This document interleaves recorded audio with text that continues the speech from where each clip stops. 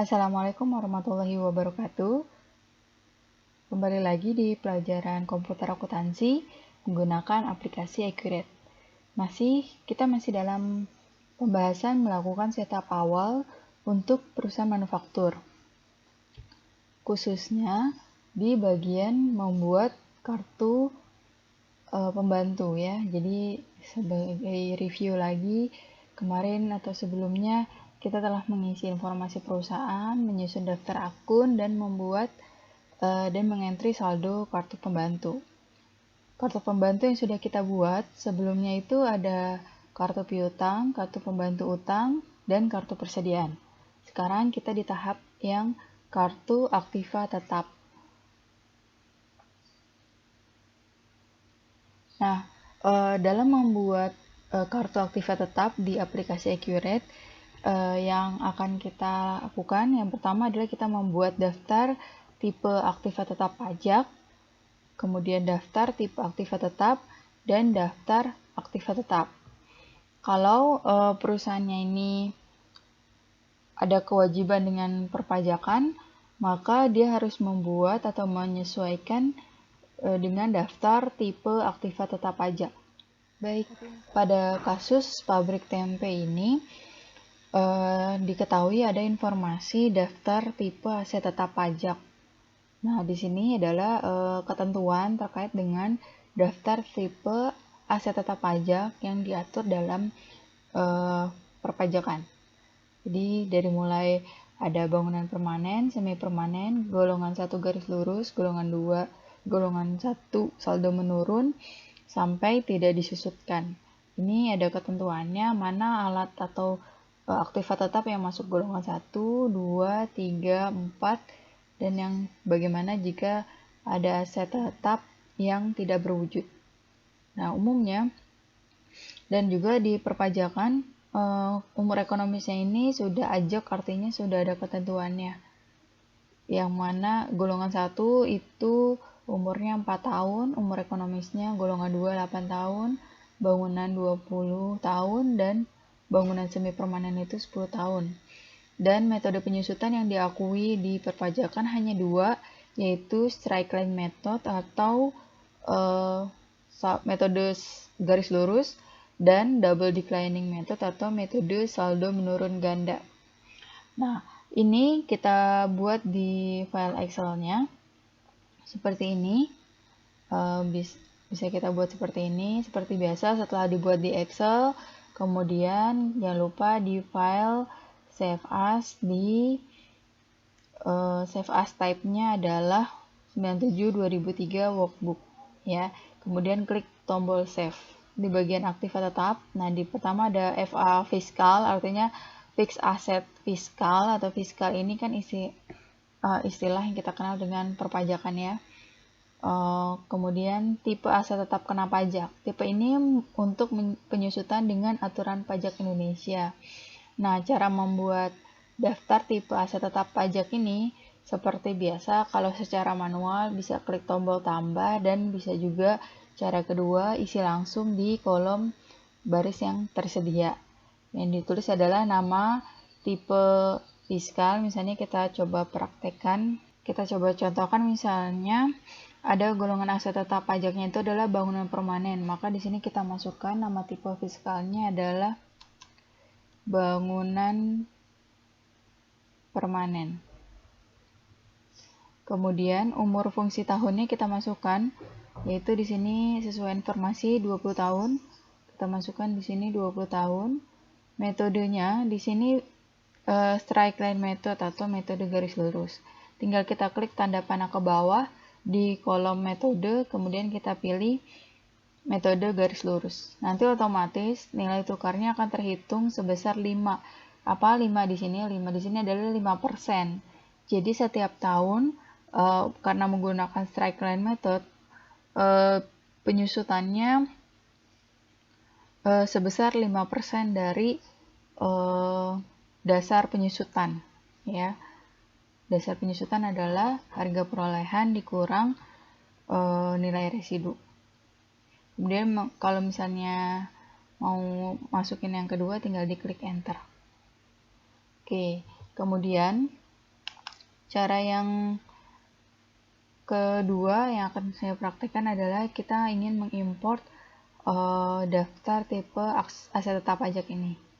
Kita klik di sini untuk import dari berkas, kemudian klik icon open, kemudian dicari folder tempat kita menyimpan file Excel-nya, kemudian file of type-nya jangan lupa diganti jadi Excel, kemudian kita pilih file daftar tipe aset tetap pajaknya, klik tombol open, kemudian klik tombol ambil data. Kita tunggu sampai muncul data sumbernya. Seperti biasa, di bagian data sumber, kepala kolom dari data sumbernya ini kita hapus dengan cara klik kanan hapus, klik hapus, kemudian klik yes. Kemudian baru kita definisikan kolom data sumber ke definisi kolom yang ada di accurate. Untuk golongan aset tetap pajak, ini kita definisikan ke golongan aktiva tetap pajak. Umur ekonomis pajak kita definisikan ke umur ekonomis pajak, dan metode penyusutan pajak kita definisikan ke metode penyusutan pajak. Kemudian kita nanti diminta untuk mendefinisikan kembali metode penyusutan pajaknya. Straight line method itu didefinisikan ke metode garis lurus. Double declining method kita definisikan ke metode saldo menurun, kemudian non-depreciable kita definisikan ke tidak terdepresiasi atau tidak disusutkan. Kemudian kalau sudah, klik tombol OK. Nah, di sini pastikan kolom-kolom yang dibutuhkan ini sudah kita definisikan semua. Kemudian kita klik import data. Nah, di sini nanti 9 data terimport dan 0 gagal. Itulah cara untuk membuat daftar tipe aset tetap kena pajak. Nah, seperti ini hasilnya.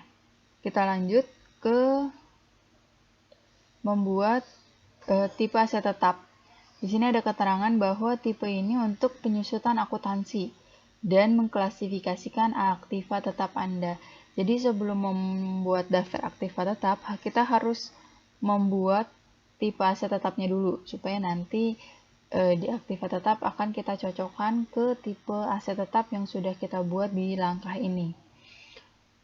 Cara memasukkannya sama seperti sebelumnya, klik tombol tambah atau diisi langsung di kolom yang tersedia jika ingin memasukkan secara manual.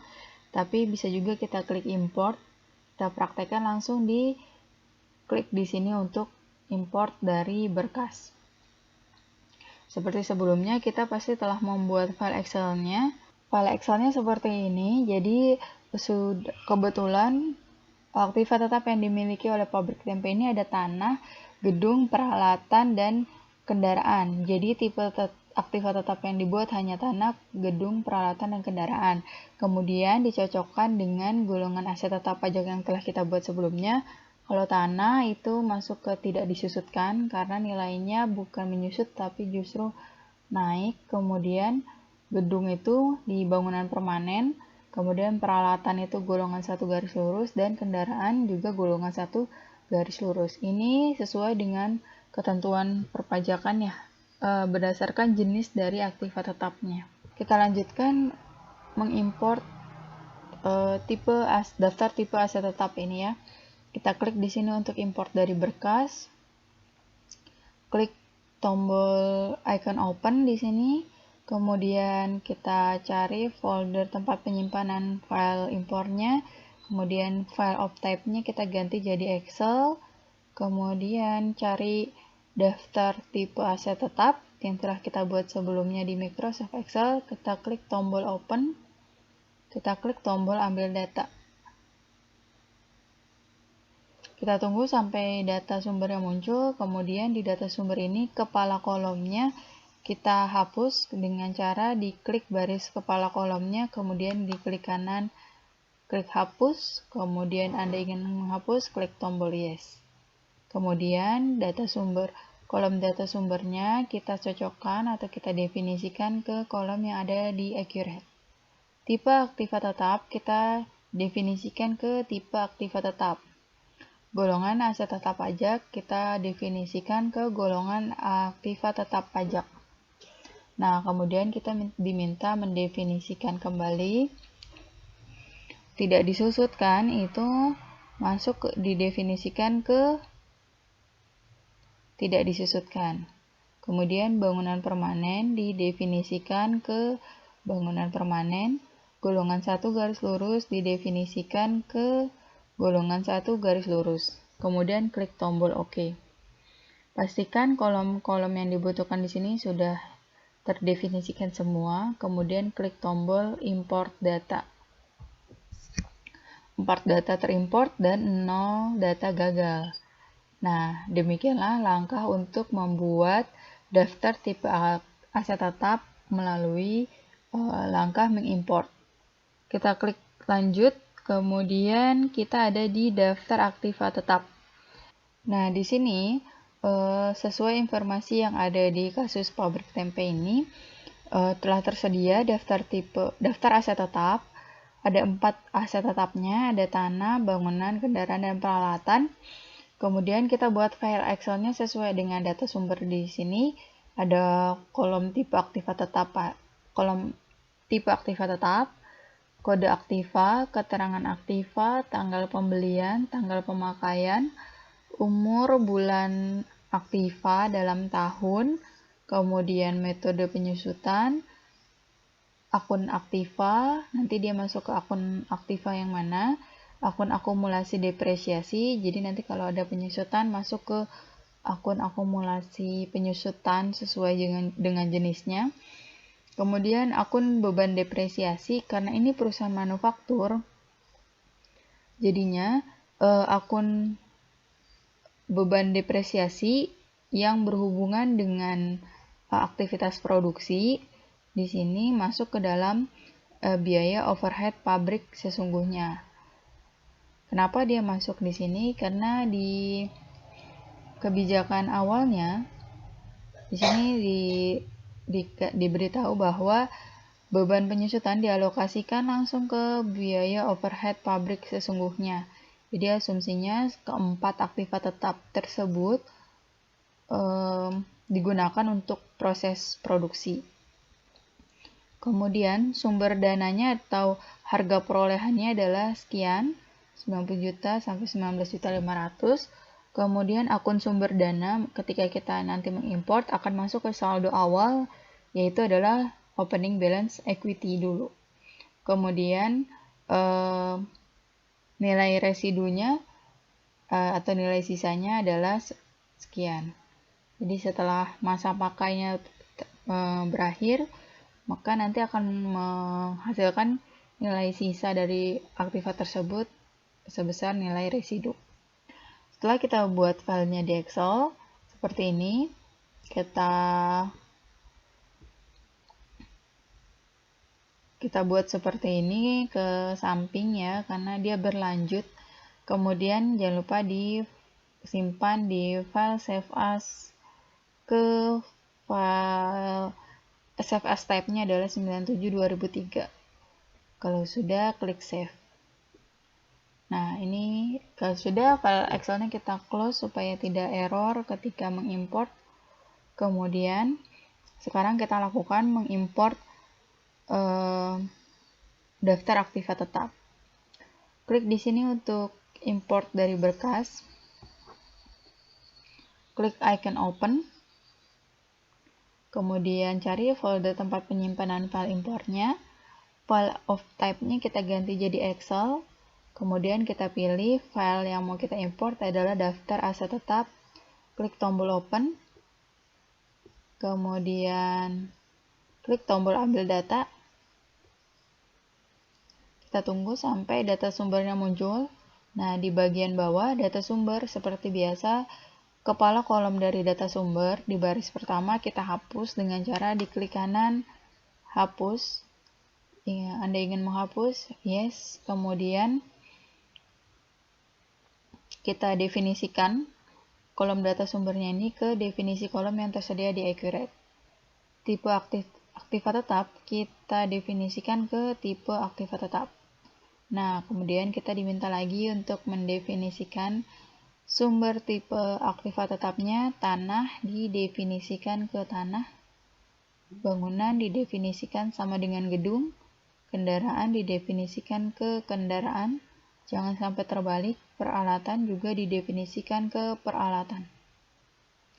Pastikan sudah benar, tidak ada yang terbalik, kemudian klik tombol OK. Kode aktiva dipilih, kita definisikan ke kode aktiva. Keterangan aktiva kita definisikan ke keterangan aktiva. Tanggal pembelian kita definisikan ke tanggal pembelian. Tanggal pemakaian kita definisikan ke tanggal pemakaian. Umur bulan aktiva di sini kita definisikan ke umur bulan aktiva dalam tahun. Jadi tapi kalau misalnya umurnya itu misalnya 4 tahun 6 bulan, maka kita bisa menambahkan kolom data sumber itu adalah umur bulan aktiva dalam bulan. Jadi 4 tahun 6 bulan.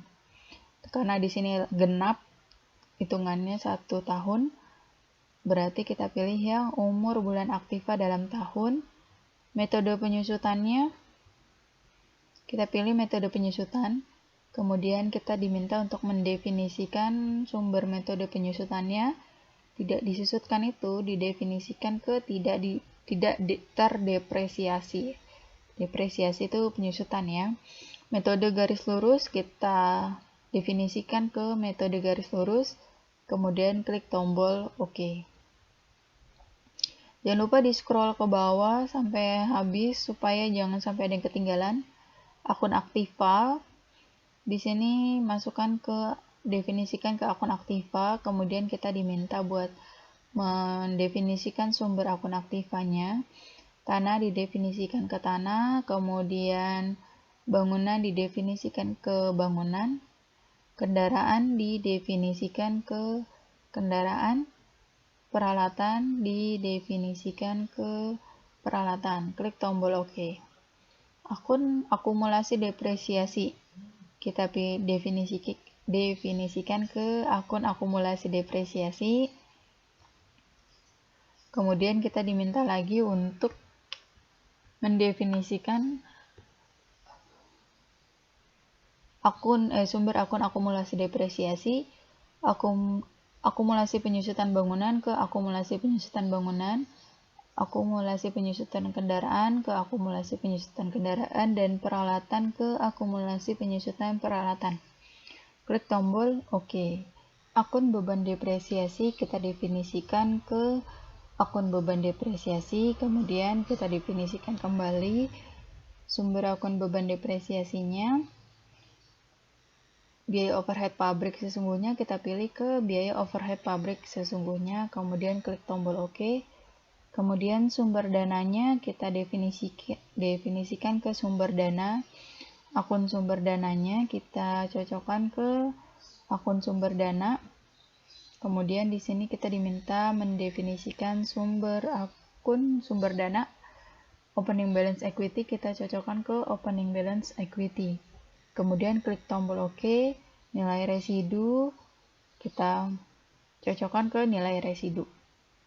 Nah, pastikan di scroll sampai bawah supaya kolom data sumber semua telah terdefinisikan, dan kolom-kolom yang dibutuhkan di sini sudah tidak ada.